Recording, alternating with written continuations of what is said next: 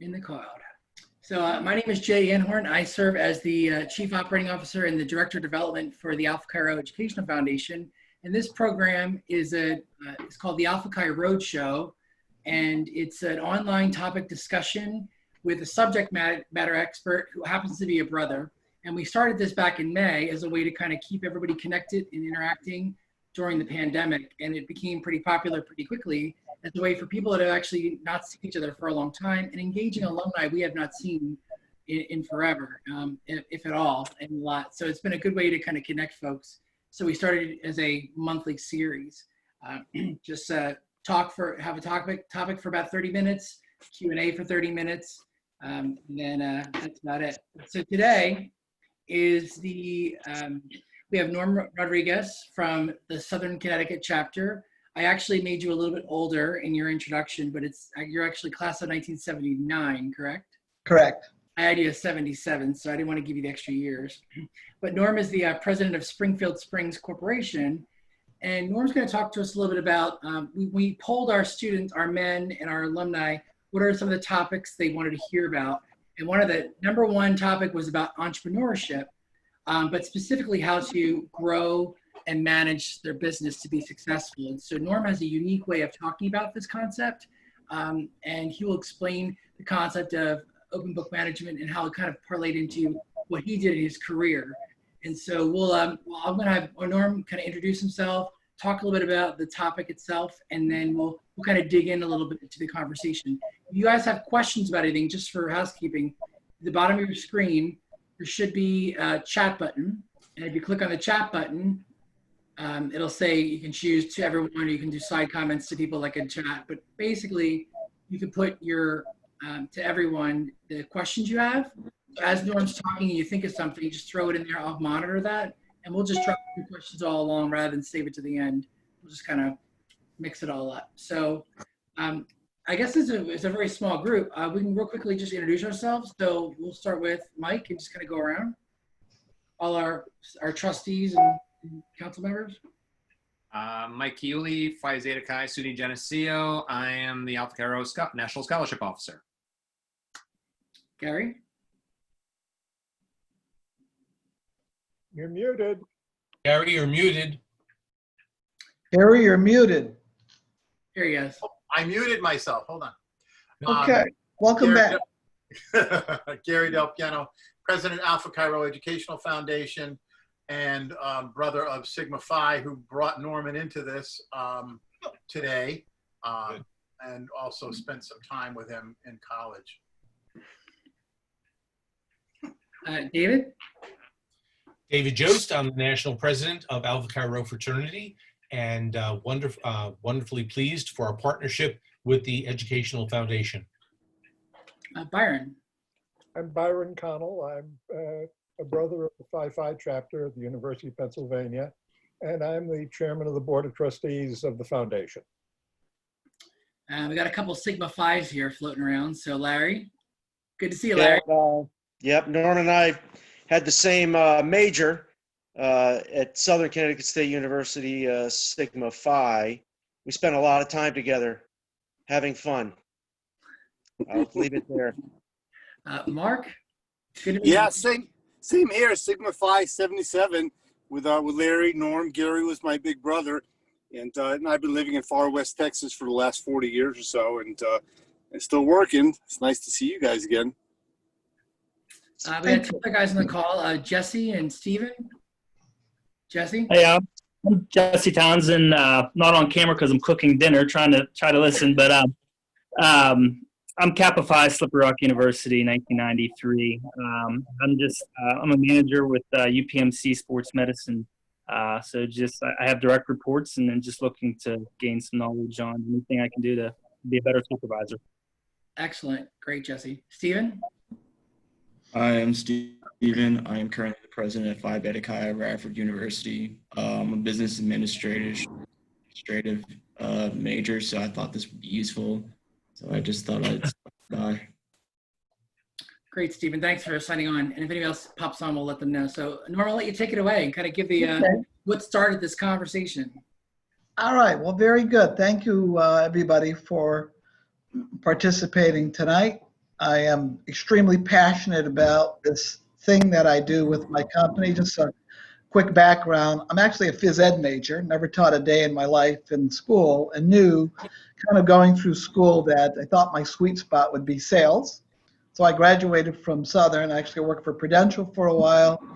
And I'm actually here with a friend of mine, Jerry Laponio, who asked me to join his company as their sales guy. So I've been around manufacturing since the early 90s, had an opportunity to buy into a company back in 86. So that's kind of where my spring and stamping journey started.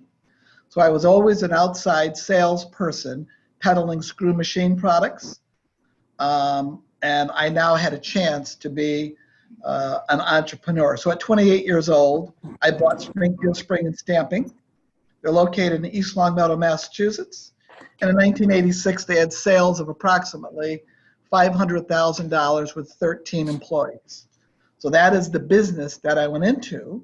And my job as a 10% shareholder was to go out and now peddle parts made on spring machines. I knew nothing about springs, wire forms. I knew the four slide machines because I worked part-time during the summer at a four slide machining house. So off I went, 28 years old, 1986.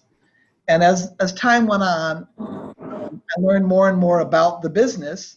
And through some series of highs and lows, eventually I had an opportunity to buy the company from my senior partners, which I did.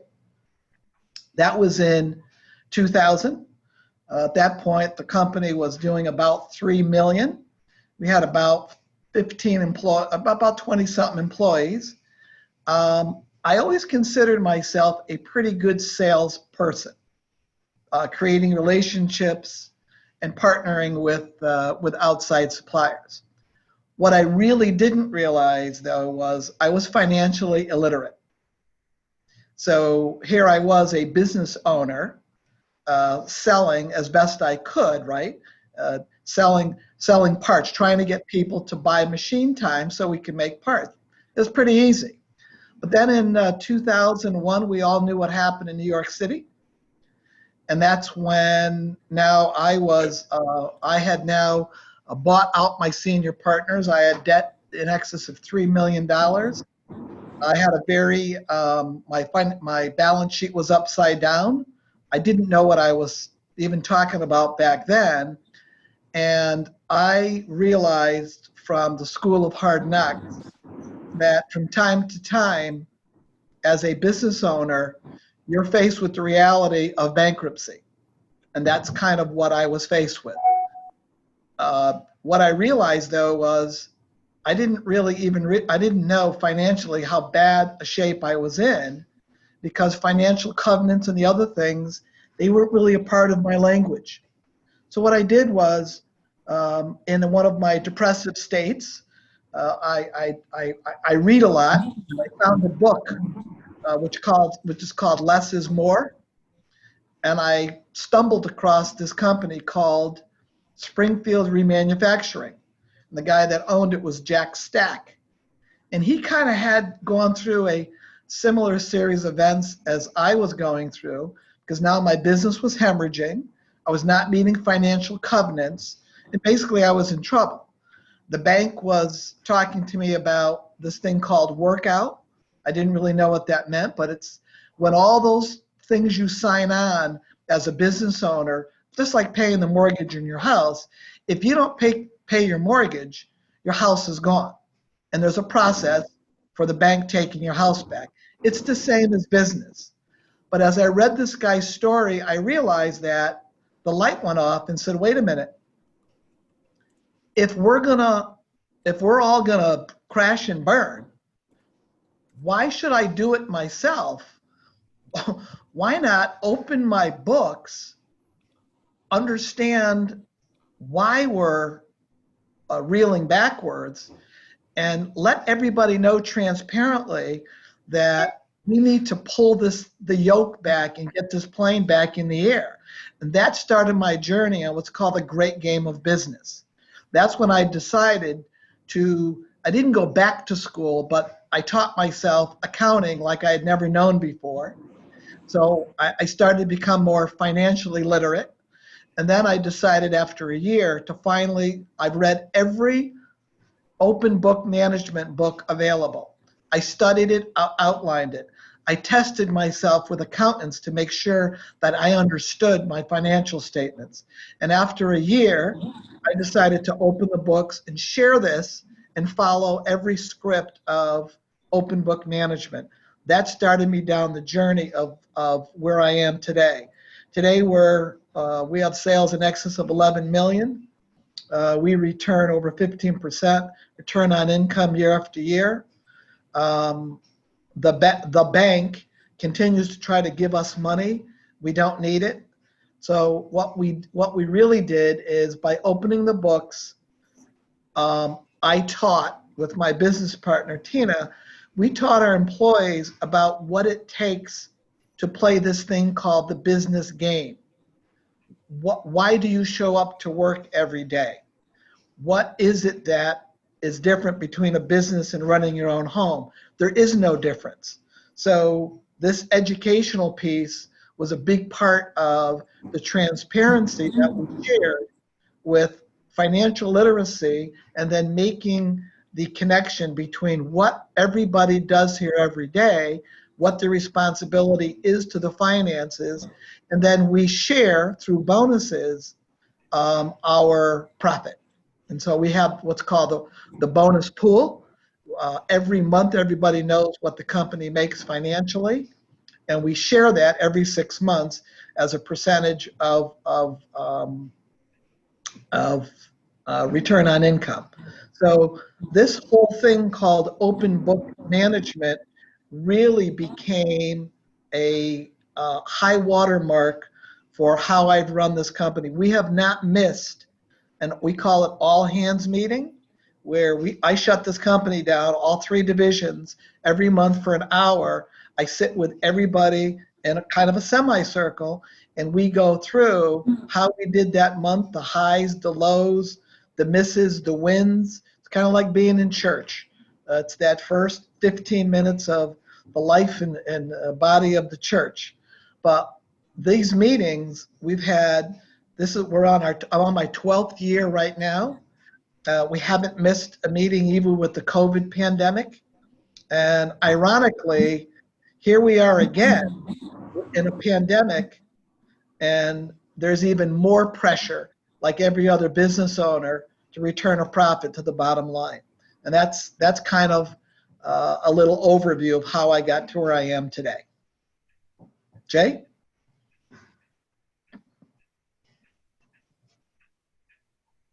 So you talk a little bit about that. It's funny when you and I were talking about this this concept, I realized that it came out in the 90s. It was published in a book, and it was around the time I was in graduate school. And I think that's kind of how I work a little bit too in the teams I've worked with, is that I feel like it's really important to kind of let people know kind of where they stand, where we stand, and what part they play in the bigger picture.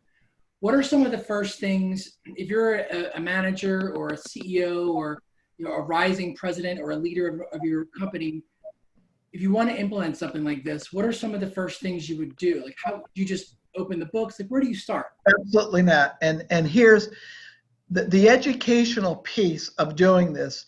You must follow a script. It's not a hardened script, but you ease into it. Look, if you were teaching, and my analogy is, if I'm teaching a 6th grade class about basic accounting, that's where you start.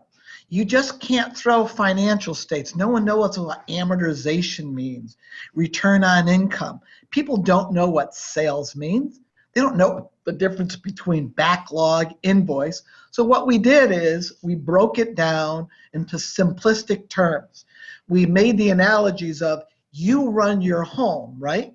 I run the business. So if I said to you, Jay, what's your average monthly electric bill? You would know. What's your car payment? You would know. How much you spend on food? You would know. So now we started taking and breaking down people's lives into general ledgers. Why a general ledger? What's income?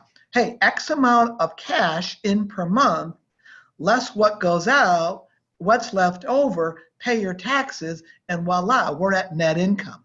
So what we did is, through this slow assimilation of training, we taught the employees, you run your business like you run your home. At the end of the month, you either have brackets or you don't have brackets. So that piece slowly started to enmesh itself into the culture of the company.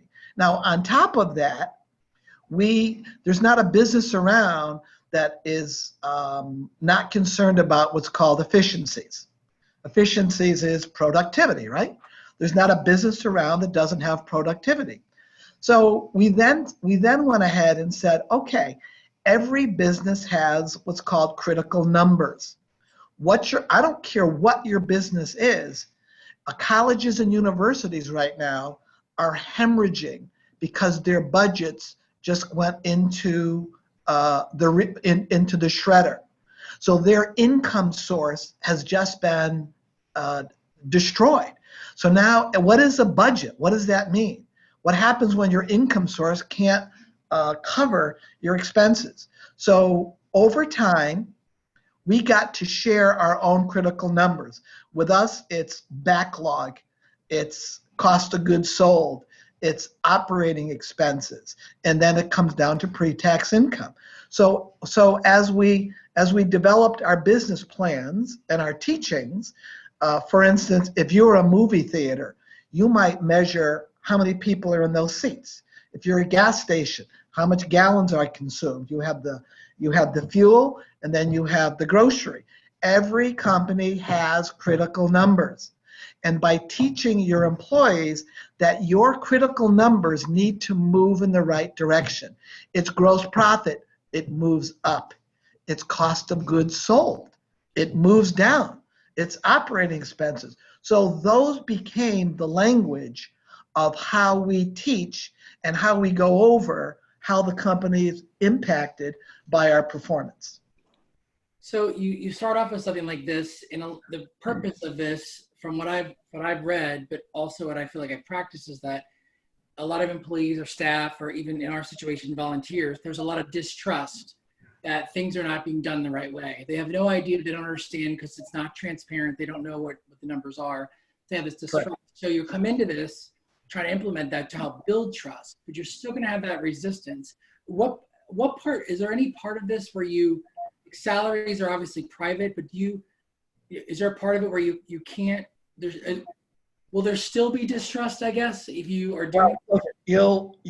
Everybody learns differently. The only thing you don't share and we don't share is salaries. We don't share what people make, but their numbers are built into your financials. Your income statement has everybody's salaries anyway. So when we manipulate a couple things. Look, I'm not going to share what the owner's salaries are. I'm not going to share certain things privately. However, if you have built a business where you are decimating your profitability for your own back pocket, for your family, blah, blah, it's your business. We understand that. But all those people that are working on your business, they work with you, not for you. You don't talk at them, you talk with them. If you're a company that is distrustful, trust me, your employees already know. So yes, there's always an element of trust and sharing. Some people get it better than others. But let me use this analogy. If you expect and want your employees to embrace that we are going to share transparently the profitability of this company. Now, most people that don't understand financial literacy think that I have a special room for doing nothing more than counting my cash. But when we first started down this journey, we took a big dollar bill and we went ahead and started cutting off the pieces of what that dollar bill pays for every month. And people were amazed that at the end of the month, $1, our return is 15 cents. They didn't understand all the other pieces that went in, like your household. But the other part of it is the understanding of how it's played. We call it the game. Look at, if I took all your employees in anyone's business to a baseball game, they would understand 9 innings, what are the outs, what's a balk, right? They grew up understanding baseball, right? If I put everybody on a plane and flew them overseas and we sat at a cricket game, they wouldn't have a clue why people are screaming and yelling. Same thing with the business. We believe that if you're transparent and you can share with your employees the fundamental rules, the blocking and tackling, right, of the business, then they get to play this thing called the business game. And when we win, everybody wins. It's a scorecard. Everybody looks up at the score in basketball, right? They know how to play the game. No, when the lights are off and you're on your way home, you already lost or you won. And that's kind of, we kind of run our company like a sports team, as you could tell. When you did this with your company, what were the first reactions with your employees? Were they shocked? Were they like worried? They were, actually, there were some people, and I still remember this, there are some people that it wasn't that they didn't care. It was that they didn't want to know. Some people don't want to know, and here's why. In many, many companies, you don't know it's bad until it's bad, but you can tell because you're on the floor. If UPS is showing up waiting for a check, you know something's wrong. If the machines aren't running because the orders aren't coming out to the floor, your backlog is dropping. If you're shipping more than you're bringing in, you're in trouble. If you've bought something that didn't work out because the owner made a decision that it just didn't work out, now you're leveraging your cash, right? And you're leveraging other parts of your company. Don't think your employees don't know that, they do. So over time, and I use a lot of analogies, I tell people when they first come to work for me, if you think your job is to come in here and be a cacunker, then you can't work here. And people go, what's a cacunker? And I go, well, the first thing is you're coming here with a skill. Everybody has a skill. It's one piece of the pie. The rest of it is, how do you get along with others? How clean are you? Do you get here on time? Do you hide in the bathroom? There's many other pieces. So we say every employee's pie must taste the same with each slice. But there are some people that they show up, they go cacunk, and when they leave, they go cacunk and could care less about all those other attributes that we require to be on our team. That's why very successful basketball, football, and baseball teams tend to always do well, because of the discipline of the culture. So yeah, there was some apprehension. There are some employees that really don't care. It does differ, but we have not missed. We continue to put this information out. And I ask people to this day, would you rather not know? I want to see a show of hands. No one puts their hands up. Part of the open book management system, when I was reading it, talks a lot about the reward mechanism, like the old concept of a bonus. How do you build that in? How does that work? Actually, that was the fun part of this. We had what's called fill the buckets. So what we did is we had on a wall, we had every month had a bucket. So in our business game, what we do is, and this is evolved, and different companies can share profit differently. Some people use net income. Some people use other things on the balance sheet or the income statement that change. It depends on your type of business and how you want to track that reward. And to understand that, you'd have to study that and then work with your accounting team to come up with that. But what we did is we called what's called fill the buckets. So we started in January and we set a profitability goal for 6 months. So every month, as the profitability fills, just like a thermometer, right? We go ahead and we mark that bucket. So in January, if the goal is to make 150,000 and we made 100, you can see 100 goes in. The next month, it might be another 150 and we hit 170. Guess what? They made up a little bit. We have what's called a MAP. It's called the minimum acceptable profit. Once the company hits the MAP, minimal acceptable profit, then we pay 20 cents back on every dollar. And we don't care how much it is. There's been times that as this business game evolved, you see, you have to understand something. Profitability doesn't necessarily mean you can't go out of business. If your income statement says, hey, Jay, we made $300,000 this month, and your average return on receivables, you weren't getting paid in 4 months, you're broke. If you're chasing lousy accounts, you're broke.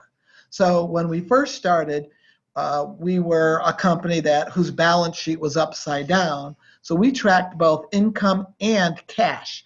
We wanted to make sure that if we set an income goal, we also had a reciprocal cash goal. We wanted to make sure that we were tracking well with our profit goal. But if you run out of cash is like, it's the heartbeat of the company.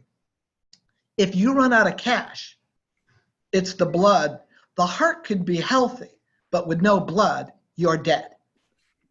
And that's kind of some of the analogies we made. So yes, every month we watch the buckets fill, and then everybody knows when we hit the MAP, because now everybody's pushing hard. We've had 6 months, and at the end of 6 months, we clear the board, we start over again. There was a time when we didn't pay until the end of the year. There was a time when we paid quarterly distributions. We're in a very good cash position these days, so we really don't track cash the way we used to. And every 6 months, again, we're paying a distribution. It's not entitlement. You see, in some companies, they go, Jay, you're upper management, and I like you more. Or this one's middle management. Don't get me wrong. People that make more money and have responsibility get a bigger distribution of the pot. But the bottom line is every 6 months, we pay whatever the pot is because they see it. And we distribute that 2 weeks at the beginning of the following 6 months. So that itself is a part of being able to distribute. See, entitlement is different. Entitlement, no one knows. Well, what, we're not getting bonuses anymore? Well, most people don't even know where it came from. How about this one? They cut my overtime? They can't cut my overtime. I got bills to pay. Dude, overtime is not an entitlement. And if you made it an entitlement, that's your problem because now people depend on that. You talked about the bonus structure, but I was thinking, I worked for an all-women's organization before I worked for the Alpha Chi Rho Foundation, and I used this model with the directors that reported to me and had them build their budgets from the ground up. But one of the things that came as a question early on was, well, how do you decide what percentage goes to which, because all departments aren't created equal. Some need more than others. And, how come this department gets, 75% and then we get 15% and 10%? How come that's so much more?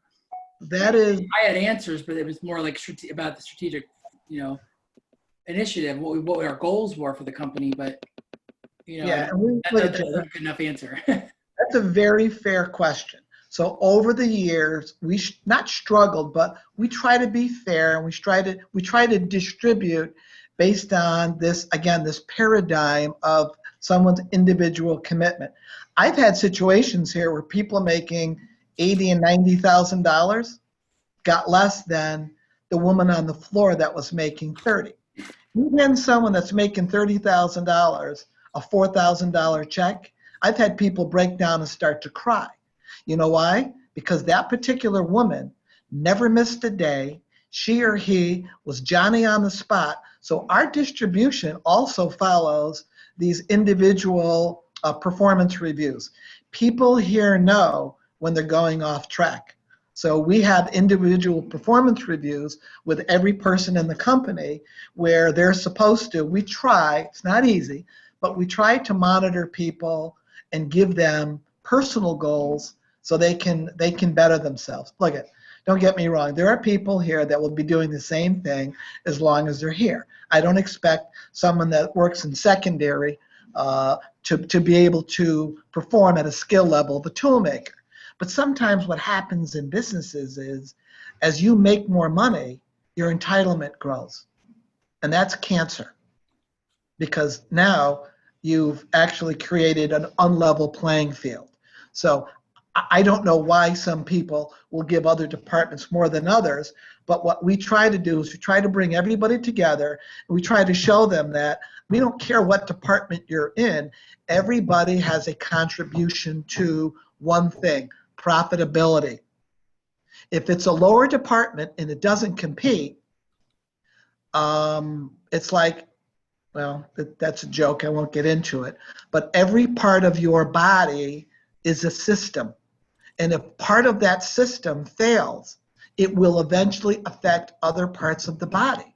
So when we look at our companies from a higher level system, we all work together as an organism that we collectively must help each other, because at the end of the month, I need the $15 an hour person as much as I need the one making $50 an hour.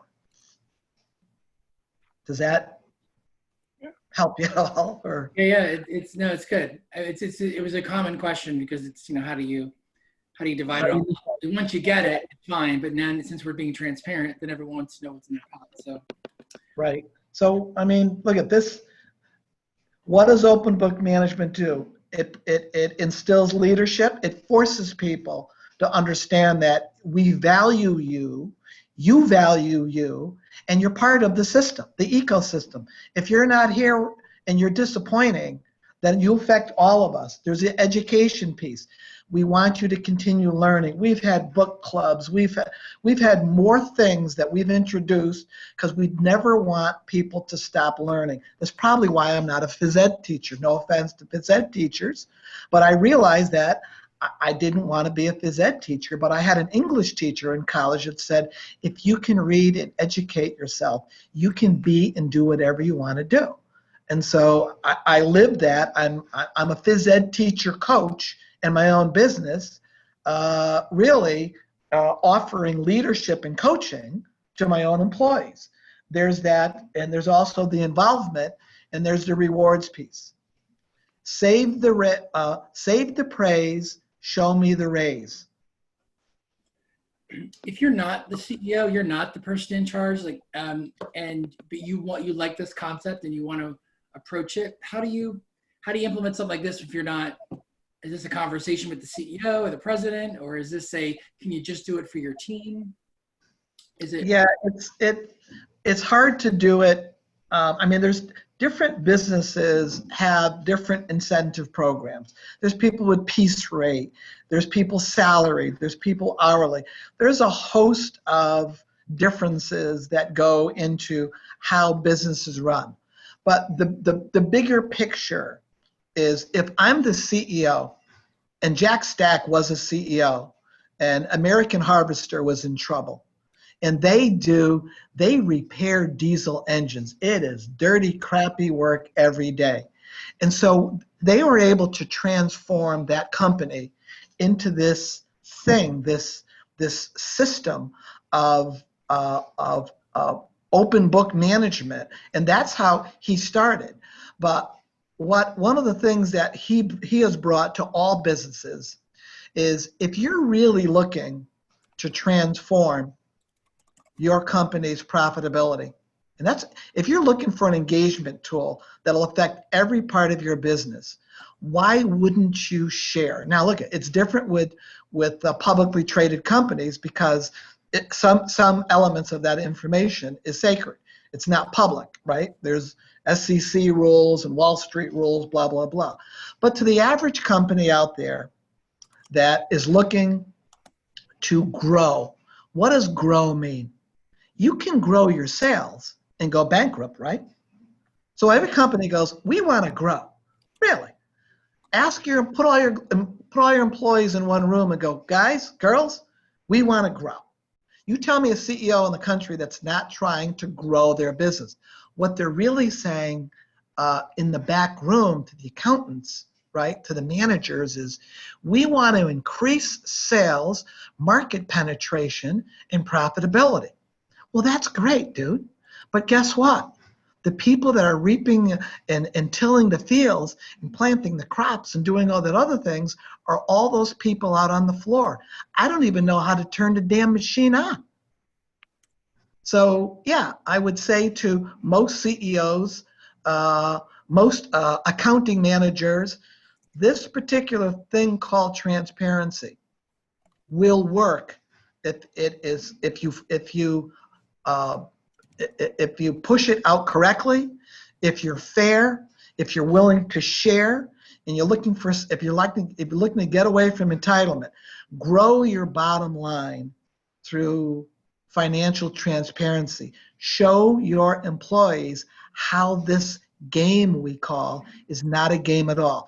Get them in the game, and guess what? Sharing is caring. It works wonderfully.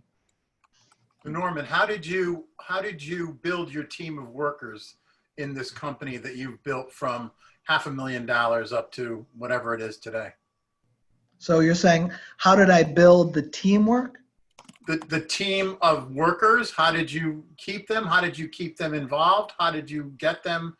Did they just fall into line? What happened? It's like raising your children. Accentuate the positive, redirect the negative, praise, praise, praise. You have two things to focus on.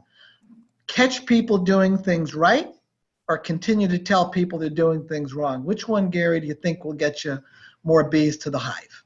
So that's correct. So over time, what you're doing is you're constantly in front of your troops, right? We call it, the degree is MWB, manage by walking around. By engaging your employees, that MBWA has worked wonders.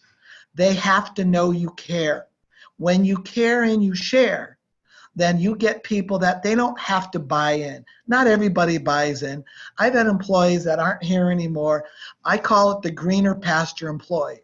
That's the person that walks out the door after living in my home.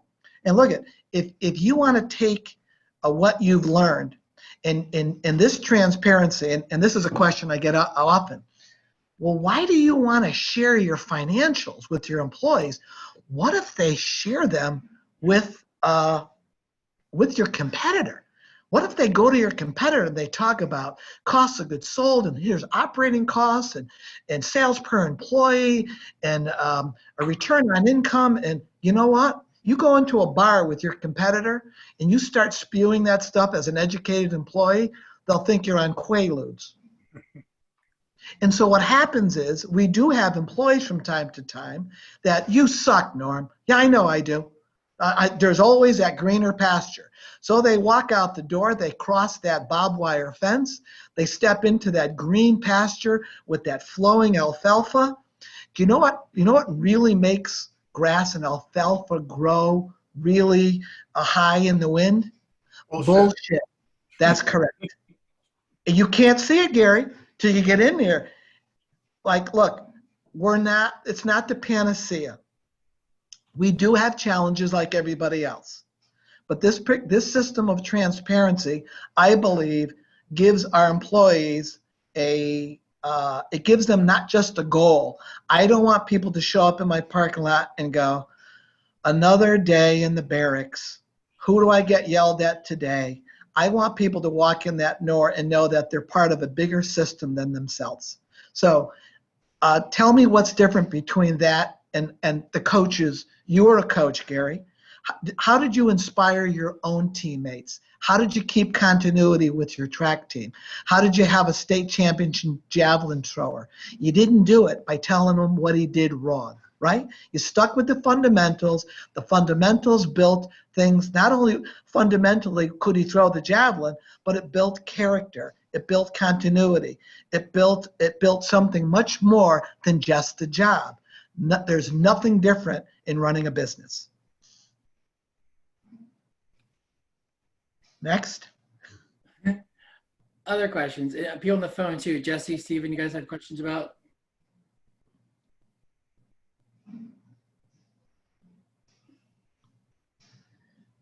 I think they have me on mute. That happens sometimes. I'm gonna get mine unmuted. No, everything's making sense. I appreciate all your thoughts. Thank you, Jess. You did talk about sharing the love with your customers in your description. Customers love buying from loving suppliers.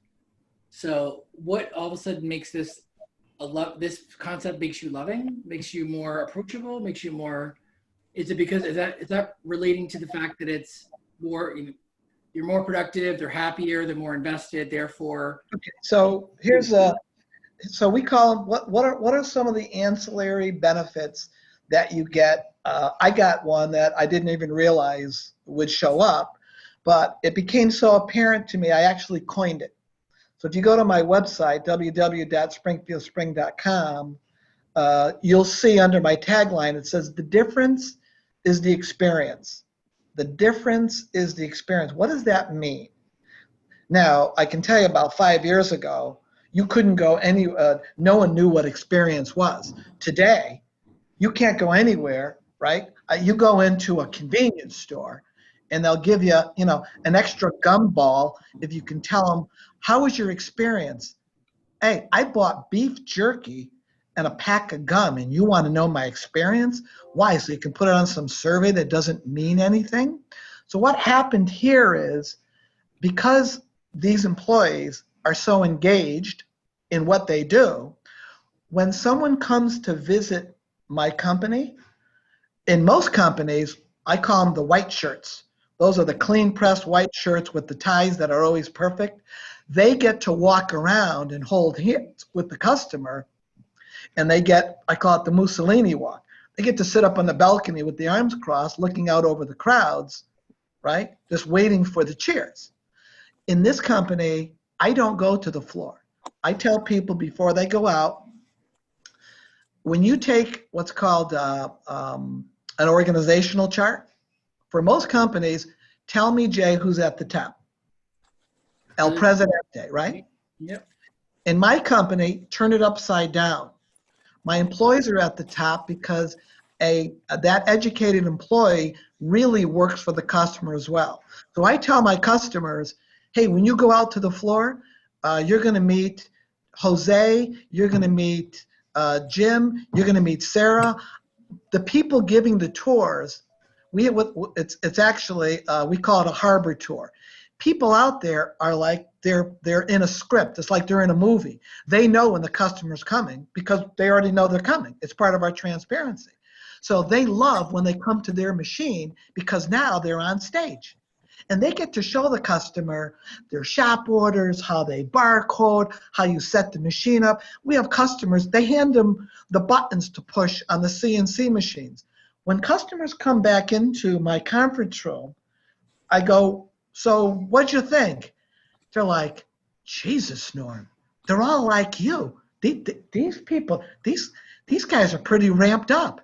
Yeah, they're ramped up because they know that they work for you, not just me. So one of the ancillary takeaways we get often is, wow, no matter what division we go to at your company, everybody seems overly engaged and excited to be a part of this. That is what we call the Springfield Spring experience. It starts from the first person that answers the phone.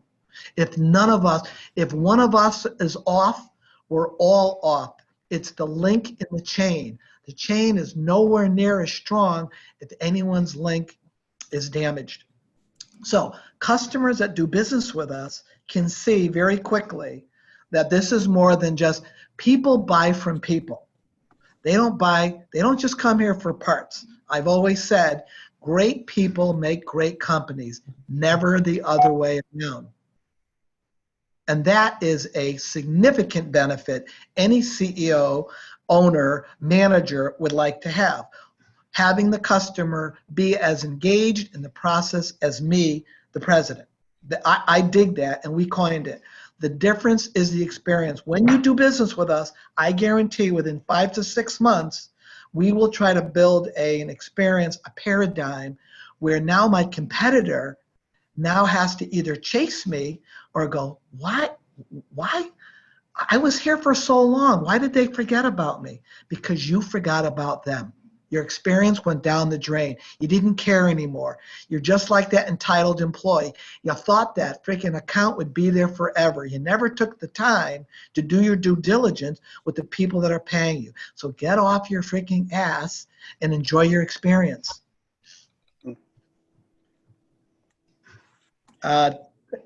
Next. So Norm, I work for a giant pharmaceutical firm, multinational company. You guys have all heard of the company, and they're always trying to replicate that, down to the smallest work division that they can. So Correct. We all take ownership and feel entrepreneurial. In fact, that's part of the value of the company, that we're entrepreneurial. But they can't mimic. They can't mimic. None of us can mimic what you've done because we don't have ownership. So it's a terrific. It's a giant company. Lots of layers of management, and so there's only so much autonomy that you have in your work group, but they're always striving to do just that. So they're always talking about trying to give ownership down to the foot soldier and all the way up the ladder.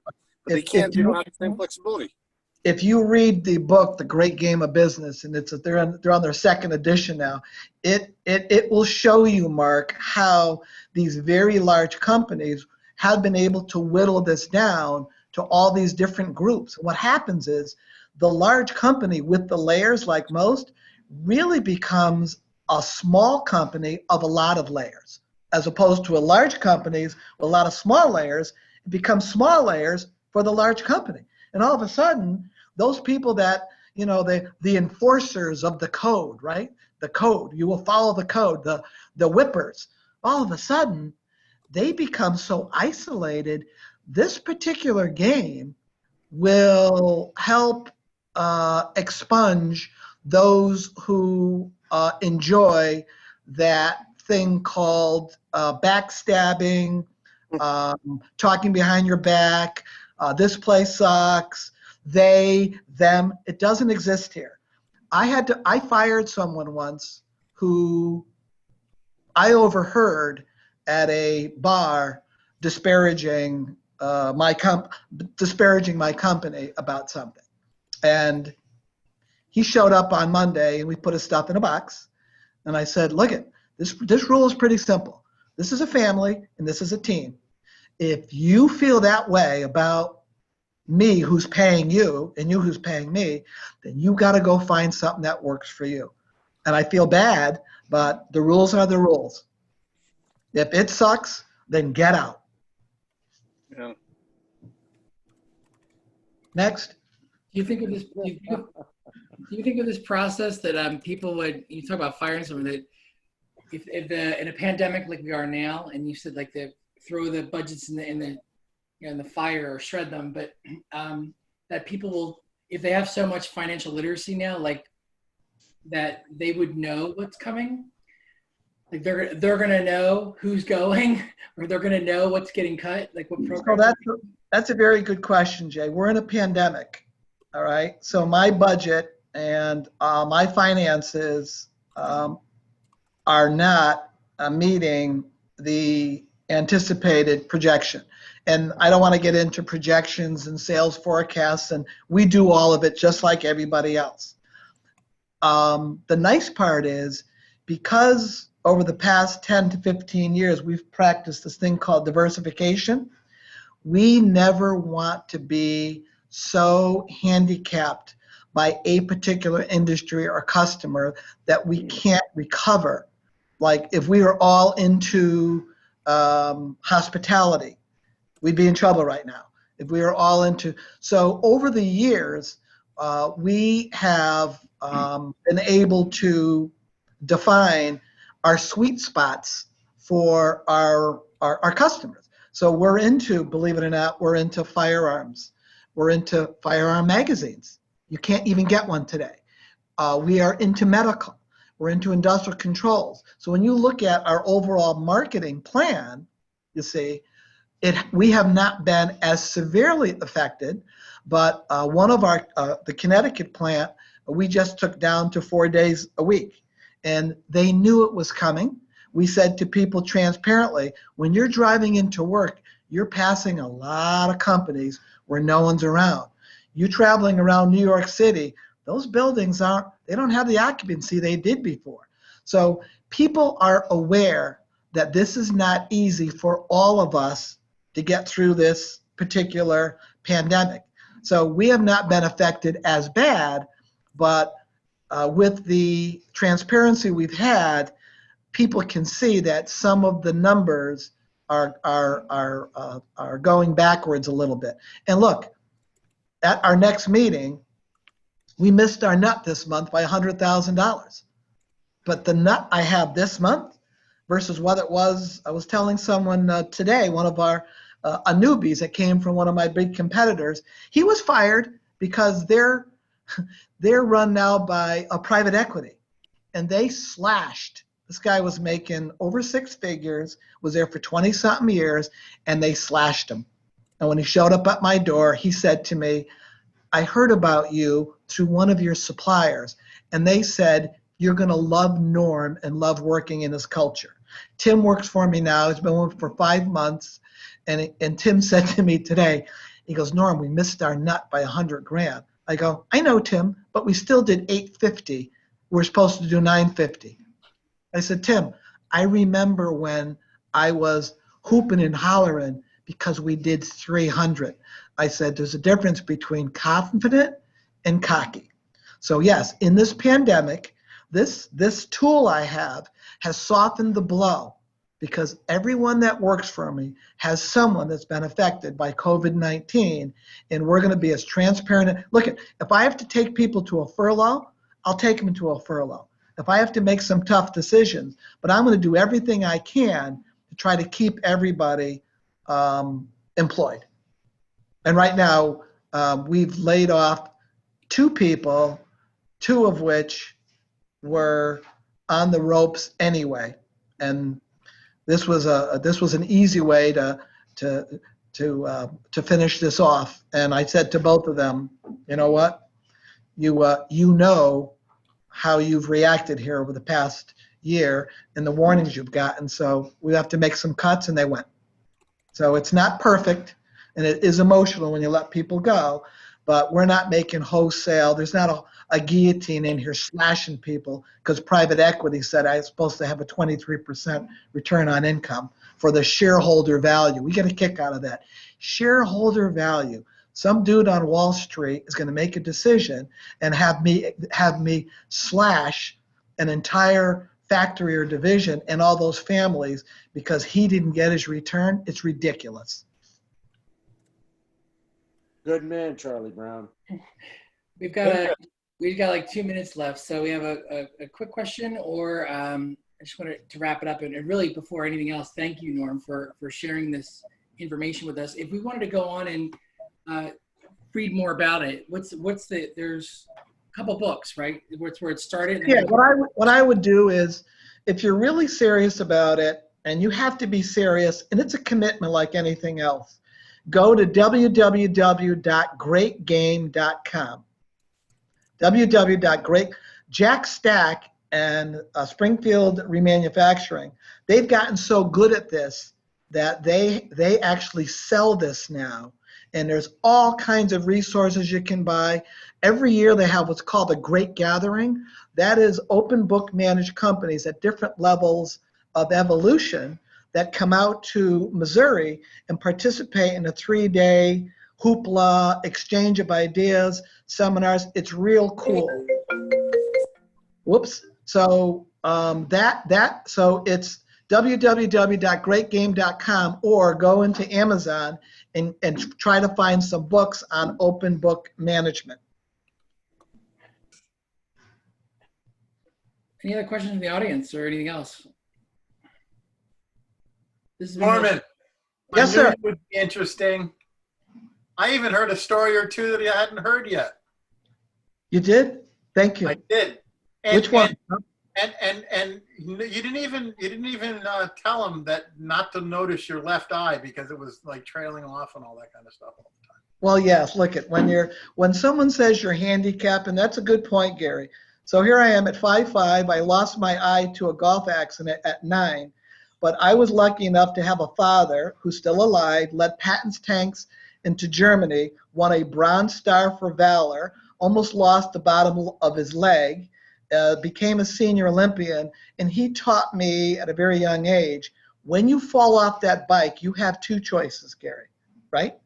And guess what my choice was? So when you have a handicap, whether it be physical, emotional, or business, you have some choices. Get up, get back on, figure it out. And if you're fortunate enough to have built a team of people that they will help and support you when you think you have a handicap, you really don't. So I think this glass eye I have probably has been an asset to me as opposed to a distraction. Yeah, but when we were driving to Penn State that one year and I asked you, can you tell me what's over there? And you said, I can't see that way. That's nice, Gary. What are you talking about? I like when I'm golfing and people ask me, hey, Norm, number one, do you keep your eye on the ball? And number two, what's your dominant eye? Geez, thanks. Please tell me, Norm, you're not sneaking up on your employees the way you did with us with the eye in your hand. God. Please, No question about it. Jay, please tell me that was just with us. It's starting to go off track. It's time to mute it. Time to mute this. That's it. You're right. Thank you, Norman. Thanks, Norman. Thanks for all those of you that are foundation donors. Thank you so much for your contributions over the years. Your donations now this year mean more now than anything. We've had to learn to pivot and do a lot of virtual education online for our men. So our staff are kind of working overtime to provide some programs and services for our men that want to return on their investment. We'll pay dues, but what do we do now? What do we get out of the attorney experience? So we're learning a lot about how to change that. And the foundation dollars have been helpful. We were able to grant, well over close to $150,000 this year to help with programming and staffing and things for in 2020 for the foundation. And we want to continue to be able to do that, give it all costs to fund as much educational initiative from the fraternity as we can, because we are separate entities and there's only so much we can do. So thank you for what you do and all that you can do. And if you have more questions about how to get on board with with committees or getting involved with the foundation, or even kind of how to set up some finances to continue to contribute for those efforts, just give me a ring afterwards. And Norm, your contact information is, I'll send that out. Your email address, is that okay? Yeah. Norm at springfieldspring.com. And I've talked at many chambers of commerce's, purchasing groups. As you can tell, I'm very passionate about this. And if more companies did this, the workplace would be a better place to work, guaranteed. This will be put up probably by the end of the week. We'll have this up on our website, and you'll get an email that shows where it is, and you'll have the contact information. So Norm, you may get more information, more questions from people that were not here today but are going to watch it later. Yeah, I'd be more than happy to share that with that. Great. Thanks a lot. And my buddy Jerry Laponio, my CNI dog since college. 17, as far as my father said, Jerry, you're a CNI dog. Jerry, he has one eye. He's crazy humorous. Make sure he doesn't die on us. So thank you, Jay. That was 50 years Stay ago. tuned for we have got. Thank you, Jay. We're working on topics for October, November, December. So stay tuned. Thanks, guys. Bye. Have a nice day, everybody. Bring back Southern Connecticut. Yeah, really, huh? Come to Bye, South guys. Carolina. Need a lot of money for that.